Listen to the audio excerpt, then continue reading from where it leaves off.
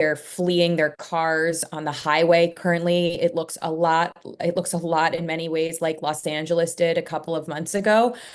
So I just want to send prayers and blessings that this should be resolved soon and that nobody is seriously injured. But this is a major issue today, and a lot of the Yom HaZikaron events and memorials have been canceled. People have been advised to stay away from cemeteries.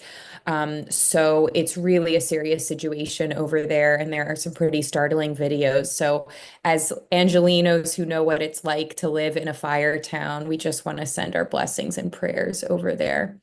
Um, so that being said, so I'm happy to start with the hostage issue. I mean, I think there are larger political issues obviously at play in this moment, and that's what is getting articulated, I think, on a daily basis, both on the street, which is responding to the Knesset.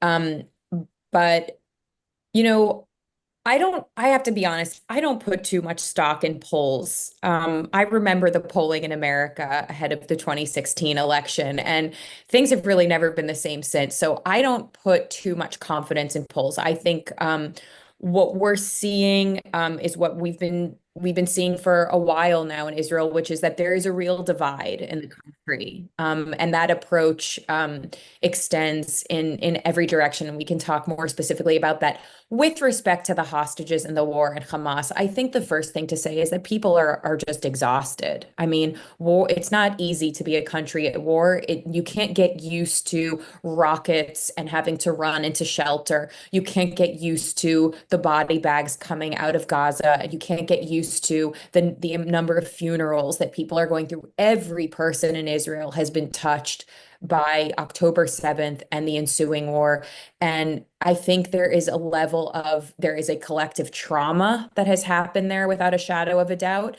There is severe emotional trauma, and I think there is exhaustion. I think people are absolutely worn out by this war, and they are seeing that it is kind of it's very hard to win a war these days. It's not so cut and dry like it was in World War II, where it was like, okay, we have defeated the Nazis and now everybody can go home. It's not looking like that in Gaza. It's every time they beat back Hamas, there are, many, many more young fighters that are getting trained to go back out there, and they are still somehow getting weapons, and they're not going down gentle into that night, as we'd say. So I think it's very, very hard to have a clear-cut victory here. And obviously, the toll on both sides has just been absolutely tremendous. I mean, Gaza will never be the same. They have lost many tens of thousands of people, and obviously the Israelis remain traumatized by October 7th and the incredible losses they suffered there. And losses continue because soldiers die all the time in war. I mean, that's the first thing I would say. So I think people are ready for it to be over. And I think the more important political shifts is that, when October 7th first happened, Netanyahu was looking for the first time like he was in danger of losing his grip on power. And people were obviously shocked and they were upset. And they were looking for who to blame, what institution, who is responsible.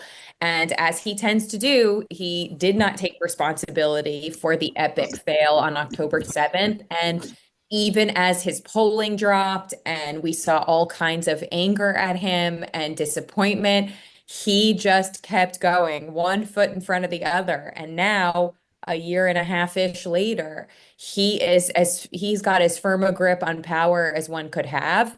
And I think, I don't see the end in sight for him right now. I think, though, that the country is really heading closer into more of a civil conflict, because I think there are real issues that are playing out, obviously with the judiciary and in the media, and there's a lot of stuff going on. And I think you have two very distinct approaches to how the country wants deal with those things, and we can talk a little bit about that. But I want to stop here before I just go on and on and on. So I'll let you. Let me ask you this, Danielle. From the perspective of just the average on the street Israeli, what do you think they view the biggest impediment to peace is? Is it the position of the Israeli government? Is it lying by the Palestinians? Is it do they sort of are they sort of confused or clear-eyed about what they think the biggest impediment is? I mean, the first thing I would say is I don't think you can say the average person on the street. The average person on the street in Tel Aviv is quite different from the average person on the street in Jerusalem.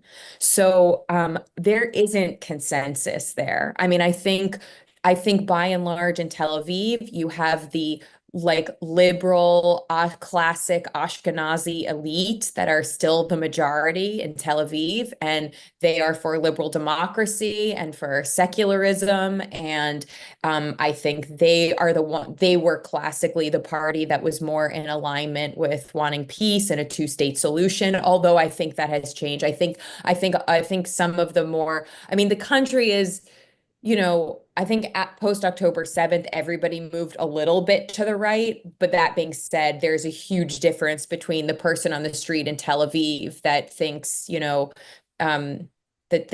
Hamas. I mean, everyone fears that there are still terrorist entities that seek the destruction of Israel. I think that is something that most people feel in Israel. But what to do about that and who there you can potentially make peace with. I mean, I think obviously so much has changed because a year and a half ago, there was this huge Iran threat. There was a huge threat from Lebanon and Hezbollah. There was a threat from Hamas and Gaza. And like we're looking at a very different geopolitical situation today. I mean, I think Iran's power and influence has been greatly reduced, or at least the sort of appearance that they were this like lurking, powerful force in the Middle East, I think has been diminished certainly in the last, 8 months. Obviously, Hezbollah had the circumstances there have changed tremendously with the death of their leader. So I don't know. I mean, I think right now. I think, like I said, like, months ago, all of these things were the obstacle. There was this nexus of threats that were all sort of in cahoots against Israel. And so they would talk not just about the war in Gaza, but that it was this confluence of threats that we had this coming. They were fighting a multi-front war, and it was Iran, and it was Hezbollah and Lebanon, and it was Hamas in Gaza. Now it's different. I mean, obviously there's some activity going on, and actually what was interesting is I think a few weeks ago, Netanyahu's visit to Washington was quite interesting because I don't think it went as planned. And obviously there is some daylight between Netanyahu and Trump on the Iran issue, which I did not expect and which is interesting. So that's kind of in its own category for the moment. But the death of Nasrallah was apocal. I mean, I mean, there was a fear that Hamas was the nothing threat and that the real threat was Hezbollah because they had all these rockets and they had all these weapons and they could send Israel, into the Stone Age, within a few days. They could launch many, many tens of thousands of much more serious weapons than Hamas had. And that was like the big thing. And then it just disappeared. It just like disappeared. And Lebanon has not proven, and obviously there's all kinds of things going on in Lebanon now. So we don't know what the future is going to look like. I think there's a lot of uncertainty there. So in terms of like what are the real threats, I mean, I don't know the answer to that right now. I think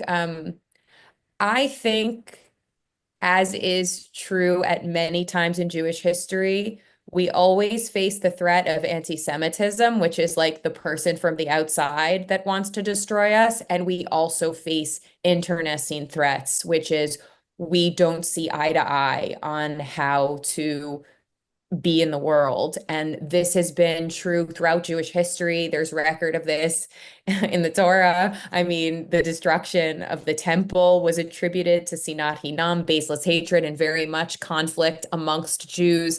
Hanukkah, of course, is a holiday that commemorates pretty severe civil conflict amongst Jews.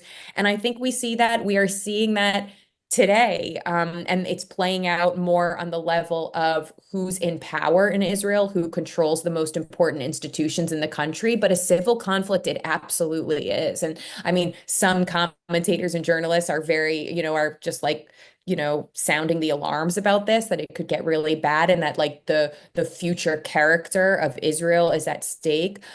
Just to go back a little bit in history to give everyone just like a sense, which I'm sure many of you know already and have actually seen, but for most of Israel's history up until the late 70s, Israel was controlled by this Ashkenazi liberal elite from Europe mostly. And they had all the power. And it was a, left-leaning kind of socialist country. And it was all about the kibbutzim and socialism and the sort of Ben-Gurion ethos. And there was a landmark election in 1977. It was the first time Likud won power, and that was with Menachem Begin at the head. And Begin was this like right wing, unapologetically nationalist and religious figure. And he spoke in religious terms. And previously, Israel had been super Israeli, but it was extremely secular. And then Begin comes along and Likud takes power in 77. And all of a sudden, there's like religious language permeating politics. And he's a very proud nationalist. But he was liberal, so he respected that the Ashkenazim and the liberals had control of certain institutions. And there was this kind of like de facto balance of power for many decades where the right basically had the Knesset and the left had the civil service and the military and the judiciary and the media. And so that was kind of a balance. And then I think where Trump actually had a huge influence is that the right kind of saw what he was doing, and they kind of said to themselves, the far right, they were like, wait, our country is voting right, but we're still getting left. Okay, we have the Knesset, but we don't have the other institutions that are powerful. And so there's this real split, even though most of the country is voting right. And I want to say that part of that is that, demographically, obviously, a lot has happened since Israel's founding, and that there was a big majority of, European Jews in the beginning, and obviously people that were, fleeing the Holocaust or survivors, etc. But over the years, the Mizrahim and Jews who had come from the Middle East and other areas became Yemen and Iran and Iraq. I mean, that became the majority. And so the various dynamics were such that, demographics started to shift, and this group that became the majority felt that they were being led by this liberal, formerly European elite, but they were not being represented. And so you start to see this shift. And that was really the turning point in 77. So now I think Trump's influence is that the right is going, you know what, we're voting right and we're getting left, and we want to take over everything. We want to control all the institutions. All the institutions should come under our control because this is the will of the people. And I think that that's Netanyahu's argument, essentially, as to why everyone should be loyal to him. And this big judicial reform fight is really because until now, the most powerful institution in the country, without a doubt, has been the Supreme Court. Again, I remind you, Israel doesn't have a constitution. So the sort of loose understanding from the beginning was that because we don't have a constitution, we're going to have this court system, we're going to have this very powerful judiciary, and that's going to kind of function as the constitutional check and balance. And of course, the right argues that it's an activist court and it's too left wing, and why should the court challenge a democratically elected Knesset? And Netanyahu specifically just said this to the head of the Shin Bet, Ronen Bar, who he then fired, and there's this whole legal battle going on right now. But he basically said to Barr, if there comes a conflict between the judiciary and me, the prime minister, you are to take my side. And This all sounds very familiar, doesn't it? it is very familiar. Yeah. So All anyway. right. I was going to ask some more questions, but I want to give everybody here a chance to ask some questions or some comments. Steve, go ahead. I have two quick ones. One is, what's really going on with this back and forth on this 5-year ceasefire for hostages? And the second thing is, and it's about the judiciary that you were just talking about, the Supreme Court already ruled on that once. How many times before it's over? Those are So, my two questions. okay, great. So what I'll say about the hostage deal, a potential hostage deal, I mean, and I confess I have an 8-month-old baby, so I am not up to the minute in every single detail of all this, but what I can say broadly, just based on what's been ongoing over the last year and a half, I mean, my feeling is this. If they wanted the hostages back, they could get them back. We've already seen 2 hostage release deals that have been carried out. Okay. So obviously, when the will was there, hostages were coming out of Gaza. It is not impossible. So, whatever the current, I mean, I think there are certainly interested parties that would like to continue the war because it's not so much continuing the war to keep Netanyahu in power, although I know that that idea has been bandied about a lot. But I think it's also because this idea of annexation, of just taking over Gaza full stop. I mean, we withdrew from Gaza, remember, under Sharon, and it was a big drama, and the IDF had to go in and forcibly remove, I mean, thousands and thousands of Israelis from homes. And I think because of this very nationalistic, deeply religious, right-wing power center right now, there is an interest. We've been hearing the word annexation a lot since the 22 election, and probably a little before that, but it just became more of a possibility after the 22 election when Netanyahu got with Ben Gvir and Smotrich and Levin, and all of a sudden we saw the most right-wing Knesset in Israel's history. So I think there is a sense that like we don't want the war to end because we don't want to withdraw from Gaza. Like, we don't want to make space for all this stuff to happen again. And the land is ours. And like, so I think that is a piece that is motivating the delay in all of this. I think they don't. And of course, on Hamas's side, they're like, you're not getting the hostages until you're out and the war stops. And I think that's really the issue. I think that's really the issue. That's my opinion. But that is my opinion. And then I'm sorry, the second question was about the The Supreme judiciary. Court ruled on these judiciary changes Yes. once. Yes. And Well, here it is again. but Does it ever end? I think it's the same issue we're seeing right here, which is we just saw a few weeks ago, the Supreme Court ruled that Trump couldn't do what he was doing with these deportations, and they slapped him on the wrist and said, you cannot do this, it's illegal. But the question is, when you're in control of all the enforcement agencies, how does the Supreme Court actually enforce their decision? So here you have Netanyahu saying, I don't accept the authority of the court. That's what he's saying. He's saying you don't have greater authority than I do. I am a democratically elected prime minister. I've been elected a zillion times. I've been in power for the vast majority of the last, I don't know how many, 3 decades or whatever it is. And he says, why? I don't care what your rulings are. You're a left-wing activist court. Why should I submit to your will?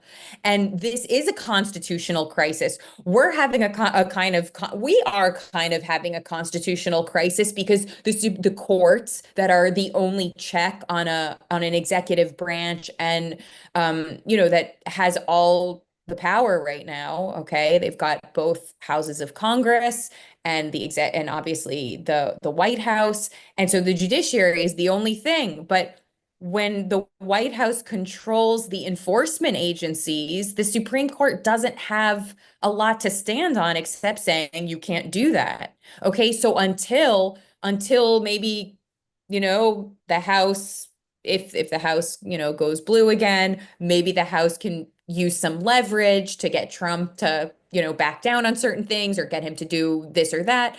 But like right now, we're basically seeing a handicapped judiciary because at the end of the day, there's not much they can do if Trump says, I defy you. I don't accept your opinion. And that's what Netanyahu's doing.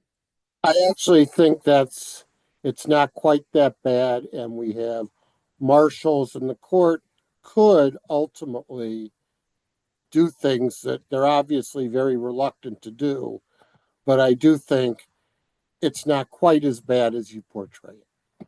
Okay. Well, I was actually I will say that I was listening to an Ezra Klein podcast, and he was interviewing a very high-ranking member of the FBI, former member of the FBI, and this was part of the conversation that they were having. Not to say like, oh, we're in a full-blown crisis, but that if you really had to drill down into it, that kind of is what's happening on a very basic level because I mean, we'll see. We'll see what Trump does, and we'll see how the courts respond if it comes to that. But that's what it would look like to actually enter a constitutional crisis here. And I think it's very similar to just a kind of resistance to submitting to the will of the courts, which in here is a little more ironic because it's Trump's court, but in Israel, that's not the case.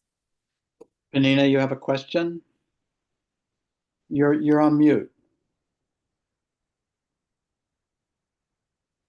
Okay, my name is Pnina Weisel. I lived in Israel till I was 20, and then we moved out of there. My husband spent most of his life in the army, which wasn't getting paid at the time, and I was pregnant, and I couldn't actually maintain an apartment, so we sold it and we moved out because he was very tired of constantly serving, and we literally couldn't survive. But he was very hopeful that we'll come back. It didn't happen like this because the kids coming and we moved to United States and so forth. I was under the impression that there is an international law that says that if a country regains territory in a war that they did not begin, they are actually entitled to keep it. So now, which brings me to Gaza. Gaza was a piece of Egypt. Egypt didn't want them. Golda Meir agreed to keep them in order for Egypt at the time signed a peace treaty with Israel, and it worked. So we took care of them all this time. We gave them desalination treatments. We gave them permission to go and attend our universities. They are serving in our hospitals, in Hadassah Hospital, which I was actually served by one Muslim doctor who saw my face and said, don't worry, I know what you're worried about, and gave me amazing treatment, my daughter, and a friend of mine who had a baby with a heart condition. So I am taking now a situation that the people themselves, we're talking about voting and opinions, the people here are frustrated because there is an international law that's confusing the issues. I mean, Gaza is not even a piece of Israel. So why are we even talking about a two-state solution? And Egypt does not want them. So they don't open the gate. The drugs wouldn't come through there. They just don't want them. So maybe because of the influence of Iran and them through the terrorists. But the world in the United States, I think our Jewish community are not familiar or want to acknowledge the original situations that keeps on inflating itself through the Iran that wants to have, I don't know what you call it, control through their oil or whatever. And also on that corner, they are covering up for a lot of payments that they're getting from different not Iranians to maintain the status quo that I don't know cannot sustain itself anyhow because the people are not blind and some of them just don't know even why they're fighting and why are they in that situation. Janina, So do you have a instead of question the in world there? trying to actually educate these people in Gaza and remind them why they are there to begin with, the world constantly picks on us and on Israel that actually took care of them like children and are being cooked, babies are being cooked in microwaves and stuff like that. So let's look a little bit at this whole situation with a clearer eyes to really know what Gaza is and what is it that we really need to do, or which we can't even do that because Egypt doesn't want them. So Okay. what do you do in a case like that? Okay, so I'm giving you now, you tell me what to do. Oh, I don't have the answer to that. No Right. way. That is out of my depth. I'm not going to solve the Israeli-Palestinian conflict on this Zoom today. But that's what the whole thing is being turned around this. But Penina, you brought up one pinpoint in history, which is signing the treaty with But it's Egypt. still maneuvering But everything that's but happening there. Penina, there was stuff before that, okay? So that wasn't you're picking one moment in time to craft a narrative.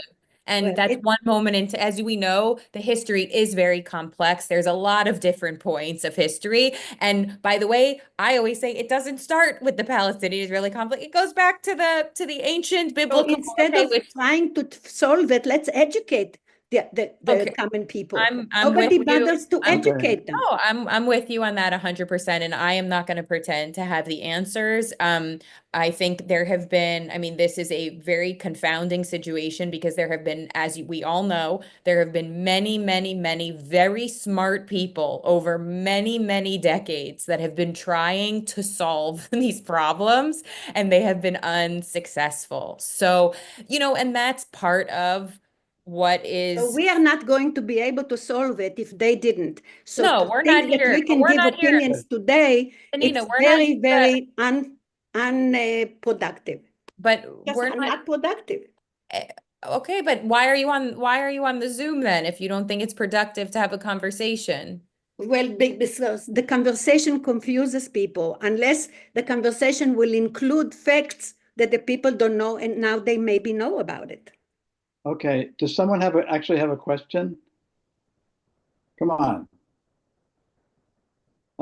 Sylvia, I saw you shaking your head a couple of seconds ago. You can't fool me. Turn your mute off. I know that the situation is based on all kinds of historical catastrophes and good things and bad things.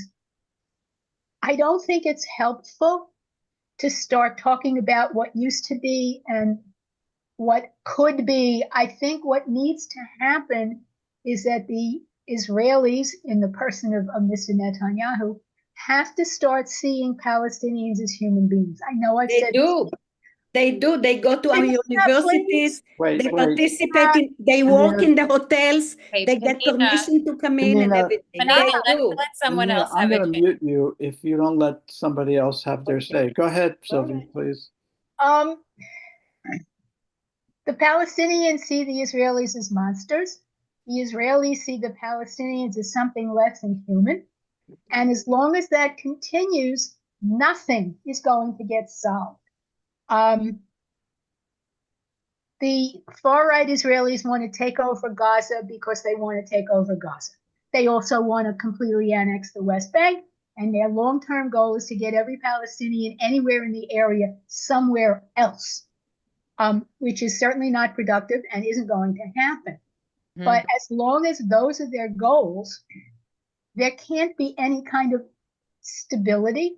There can't be any kind of reasonable accommodation. And honestly, I don't know how you get them to see each other as people and to care about each other as human beings. It's really, really easy to other people. And if you other them, then you don't have to deal with them. You just sort of say, they're over there, I'm over here. And Yeah. No, Sylvia, I think you're right about that. And I think something that's very interesting to point out is, because of the security situation, which we could argue it was necessary to kind of build these walls and fences to keep everybody apart because then they're going to kill each other. Sorry about that. But what that does what that does is when you have two people who are neighbors living side by side that are never coming into contact with one another, I mean, that's how you dehumanize. That's how you don't care. That's how you don't develop empathy for your neighbor because you're not meeting them. You're not hanging out with them. You're not sharing, you're not breaking bread with them. So there is this real separation that I think really fuels this sense of separateness and alienation and othering, because there is an actual physical boundary that precludes, and I'm not talking about the bad actors. I'm talking about just regular folk. I think there are plenty of people, as Panina was pointing out, obviously there are many, Arab Israelis or Palestinian Israelis that live in Israel proper, that attend universities, that work in hospitals, that share space in living communities together. But there's so it, that makes it easier. I mean, there's intermarriage. I mean, there's a very famous news broadcast journalist who's wonderful, Lucia Harish, and she's Arab Israeli, and she's married to a Jewish actor who's famous, who is in Fauda, and they have a beautiful son together called Adam. So these are the kinds of things that happen when you can come into contact with people and you live and work together. But when you have these tremendous physical boundaries that prevent that, by and large, it makes it a lot harder to create those bonds. Ben? Thank you, Michael and Danielle. Thank you. An interesting discussion, but I guess my question is, here you have this little piece of land, Gaza, which is poor, lower standard of living, less access to healthcare, education, what have you, just standard measures. Where or why or where are the rich Arab countries? Why did they spend $500 million or whatever, kind of chump change to some of those countries to build a few hospitals or build a university there in Gaza and try to raise the standard of living? One would think that as people have greater access to opportunity, their interest in conflict might be reduced. Does that question make sense, Danielle? Yeah, no, and absolutely. And what I want to say is, and this is like a little bit more of the untold story because it's an inconvenient truth, but there was an elite ruling class in Gaza. They have fancy malls, people drove fancy car. I mean, it's not there anymore, honestly, but there were these pockets of Gaza where there was a ton of wealth. And I mean, Gaza is a tragic situation because this is a prime example of absolutely utterly failed leadership. They were run by Hamas, which sought Israel's destruction, which is a radical national, super religious, ideological Islamic organization, and they have their ideological viewpoints towards Israel in the same way that Ben Gvir and Smotrich have ideological viewpoints towards greater Israel and wanting to restore biblical Israel in all territory. So when you have people like that who are in charge, they weren't interested in building a thriving Gaza. They were interested in, we need to get rid of the Jews and we need to make it so miserable for them that so we can go back and take back this land that rightly belongs, and also I think one of the things that we don't think about or talk about enough is that there is this paradigm for like empire in like classic Islamic history. Like there is this motivation to, spread Islam throughout the world. And there's a real sense of Islamic greatness and power, and that's actually part of the mission of being a good Muslim, is helping to bring about that world in the same way Jews think we should be helping bring about Moshiach, right? Like that's something that we should be actively doing. We should be tikkun olaming our way to Moshiach.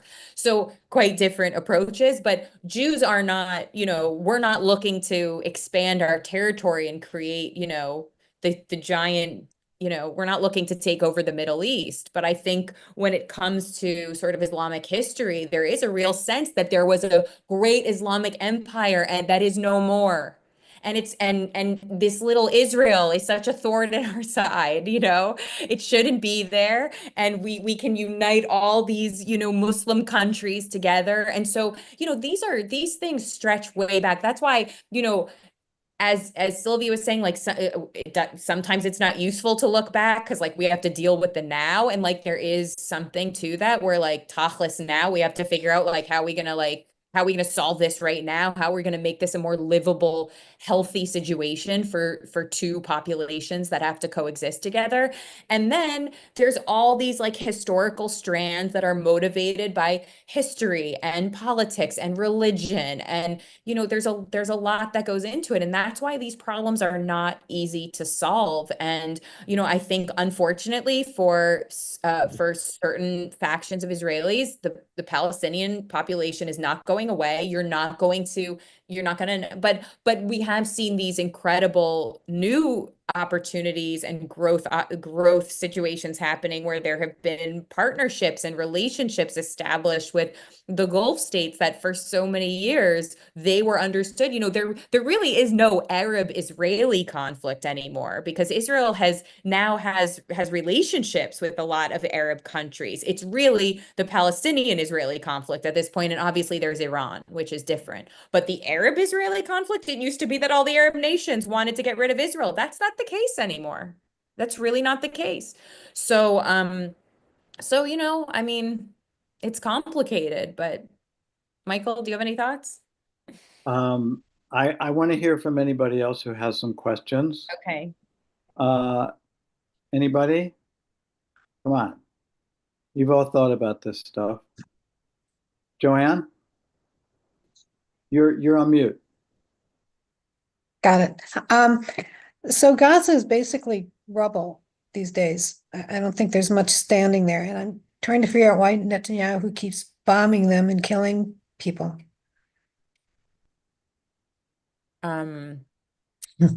Well, I We would didn't get the hostages back, did we? All of them? No. So, okay.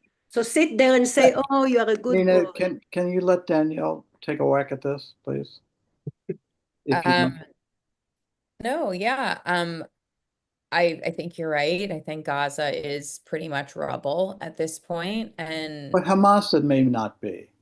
And no, I mean, then- there's still, I mean, I just saw a video like 2 days ago of, there's terrible things that are still happening and people are crawling out from the tunnels and attacking, soldiers. I mean, there is still a war that is going on. So doesn't that suggest to you then that the priority really, if the priorities are 1 and 1A, that 1 is to kill every last remaining member of Hamas, and then they'll deal with the hostages. That's what it feels like to they're me. they're not going to kill every last remaining member of but- Hamas. But what I do think is that, they always, the government was always making the argument that the harder we, going in and going to war and pounding Gaza to the ground that's gonna release the hostages, because either they're going to be under such duress and pressure that they're going to say, get them out of here, anything to stop the bombing, or they're actually going to find the hostages. And actually that has turned out very much not to be the case. I think a handful of hostages, a handful or a little bit more, have been rescued by the IDF in the last, however many months it's been. I don't know the exact number of months, but the deals have been what has released the majority of the hostages. And the other thing I want to say, and I think this is very important, I just read a report a couple of weeks ago. The Hostage and Families Forum released a report about the remaining living hostages, because during the most recent hostage release, a lot of people came back and reported on other hostages that they had seen or been with at certain points during the last, how many months has it been? Because I keep needing to say, like, since October 7th, does anyone know how many months? In October, it's going to be 2 years. Right. It's a year and a half, we're more not, than a year and a half. yeah, it's a year and a half-ish. So, so these released hostages, shared many details about, oh, I saw so-and-so. And I read that report, and I have to tell you, I read that report and I was not surprised that these particular hostages had not been released in the most recent deal, because they are in bad shape. Or dead. They're right. They're dead or they're, but they're, it is heart-wrenching, heartbreaking to a level that I cannot, I mean, they are living in a Holocaust. I mean, it is a concentration camp-like situation. There are severe injuries. There is malnourishment. There's all kinds of things you can't imagine. People who have disfigurement, and it's really, really, really, really awful. And I understand the urgency of, like, they had these people are in conditions that they're not going to survive if they're not released soon. These are not people that are in great shape that, 5 years from now. No. And as we know, Hamas has held hostages for that long. So it's very, very, it's beyond tragic. And um, but on the other hand, I, I don't know. I mean, if it were me, I know that there are large segments of the population that want a hostage deal at all costs, that is the priority. My best friend is Israeli and he lives in Tel Aviv, and he was he it's funny, he was livid that they were having all these Yom HaAtzmaut celebrations. He says we should not be celebrating until the hostages are home. There should be no parties, there should be no fireworks. I don't care. We are a nation in pain. We are at war. People are grieving. Families are bereft of their loved ones. We should not be celebrating anything right now. And um, so I know that there is a huge segment of the population that wants that. But I also think, when you're dealing with a nation that is traumatized, people are not in the best frame of mind to make the best strategic decisions for themselves when they are living in an ongoing trauma. And let me remind you, there's no PTSD yet. It's still, the trauma is ongoing. Okay. So it's not like you can look in the rearview mirror and say, okay, it's over. Now we can begin the healing process. No, like, it's not over. And so it's very hard to ask of a population that is really scarred, really traumatized. And this is true on both sides. The Gazans are also, I can't even imagine if there has been a safer place to be between Israel and Gaza, where that place is. So the degree of trauma in Gaza is also tremendous. Um, and anyway, so I just want to say, like, it's hard to take an accurate temperature at a time when people are just there is emotional and psychological desperation, there is grief, there is rage. Okay, you have all these different emotions that are stewing together, and those don't lead to cut and dry solutions. So no wonder things are at a stalemate. We have a question from Karen. You want to unmute and then ask? Yes, thank you. My question goes back to something that Danielle said about the hostages. Why is it that they weren't released when that was the assumption they're going to get bombed until they release all the hostages and they're still not released? It's a great question. I don't know because I'm not inside of those rooms, but when I read the report, I do think that I think I hate to use the word PR, the Hasbara, the like, I think Hamas is very media savvy, and they, this is what, remember all those crazy ceremonies they did for the hostage releases where they, like, put them on stage, and they do all this kind of pomp and circumstance around the hostage releases. And when I read the condition of those hostages that are still there, those are not people you could parade up on a stage. It would be so obvious that these people had been terribly, horribly abused, tortured, maltreated. I mean, those are not people you could put up and say, look how nice we treated them. You can't say that for this final group. They're in bad shape. So I think, they're and actually, part of the deal was, like, they were supposed to release people who were injured or whose lives were in danger. That was supposed to be the priority given. But I think because they are so media savvy and they know how much the world is watching, they know how much people are paying attention to what they do, and they wanted to make it seem like they gave many of the hostages, they gave them, fresh clothes to go home. They started feeding them more for the few days, the week or whatever before the release. All of a sudden, more food so they don't look as emaciated and things like that. So there's a lot of attention to that, and I think it would have reflected very, very poorly on Hamas, who somehow won the sympathy of the world, if they were parading these, tortured Israelis onto the stage. Okay. Any other questions? Penina, I know you're going to give a speech, and you don't No, ask questions. no, I'm just gonna bring you one example. No, they, no, no, no. I oh, you want don't want it. That's fine. Harv's That's Harv's fine. hand is up. Yeah, I know. It's okay. Harv. Yeah, It's okay. Okay, thank you. Harv, go ahead. I've got a kind of a strategic question, because you mentioned, Danielle, you mentioned strategy. Nobody's thinking about strategy. I just came into contact with this book, Jerusalem, the biography by Simon Sebag Montefiore. Yeah, he's a Maybe you're wonderful familiar with it historian. or not. Absolutely, yeah. But reading it, you get the sense over the last 1,500 years, all of the bloodshed and the murders and up and back. And it's not just the Arabs and the Jews, it's the Christians. They're at each other's throats. And it's not that even the Arabs, when they have it, they're at each other's throats. If the Jews weren't there, these guys would be at each other's throats. And the Christians can't even agree on how to run the church in Vatican. Jerusalem. Oh, the So to my mind, and maybe it's to yours too, strategically, how can they ever have any kind of long-term settlement in Israel, given the history of Jerusalem? That's my question.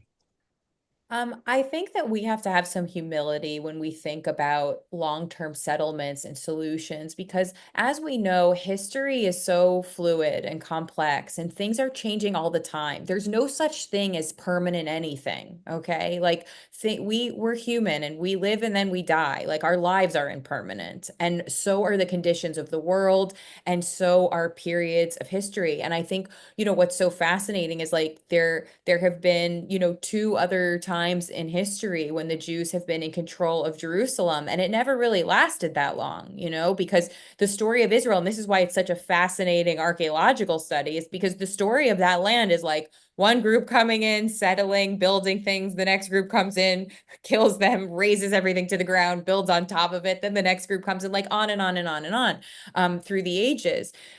So I think we have to think, it may be, we may use the word long term, but I think we have to think like in the short term, because in the sweep of history, it is the short term. Like this is an astounding moment in Jewish history that the Jews are in control of Jerusalem again. That is an astounding moment, that there is Jewish sovereignty in the land of Israel, because for as much as we have had a presence in that land for thousands of years, we have only, quote unquote, ruled that land for little pockets of that time. So this is a real extraordinary moment. And by the way, it's only been so many years. We just surpassed the longest time the Jews had ever been in sovereign control of the land of Israel, a unified Jew. Because even when we go back into Jewish history, as you mentioned, there were different kingdoms and there were different leadership in each kingdom, and they were fighting, and like, so then this one was in power, and then that was, so we're not going to get into all those details, but that is the story of Jewish history.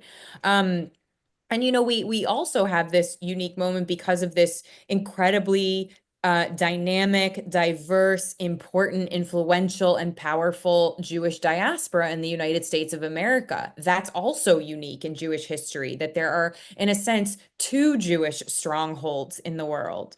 So it's interesting. I was listening to an Israeli journalist the other day and talking about, that in order to shape the Israel of the future and the kind of character, and there are real questions about what kind of a democracy is Israel going to be in the future. And Israel, I mean, some people argue Israel's never going to be a democracy like the United States because it's in this neighborhood and there's just like it's a different culture out there and there are different rules and they're surrounded by enemies and the United States is surrounded by Canada and Mexico and water. So there are different dynamics at play, obviously, but that in order to come up with any kind of long-term conception of what Israel can and should be and how it's going to survive and thrive in the future, that the diaspora Jewish community, meaning us, should have some say in the shaping of that future. Like it's not insignificant. And I think, you know, I mean, but I keep thinking about this sort of, conflict, this idea of this civil conflict, because it is just a recurrent theme in Jewish history. I mean, even I was reading recently about in the Warsaw Ghetto, there were different factions of Jewish resistance and they would not get together. So, I can't solve. I mean, as we all know, like there's conflict on the level of families. If you can have deep conflicts in families, where people can't seem to get along or forgive each other for past wrongs, or they're arguing over, finances and who gets what. I mean, you see this every day just on the level of family. You see brothers and sisters who won't speak to each other, parents and children. I mean, like who can account for that? So of course, when you're talking like global geopolitics moving deeper into the century and also we can't discount the role of technology in all of this. Technology is a very powerful force in the modern And world. medicine. And yeah, but it's going to continue to be a major influential force going forward, especially as we watch the evolution of AI and what that's going to do, how that's going to change war. You're not going to have to send in human soldiers at a certain point. Like, they in Gaza, you would see they have already like little robots that can go in with cameras and look in a building and things like that. But they were also sending in dogs. They were sending in dogs because they figure if a building is booby trapped, better that the dog should go first than the soldier.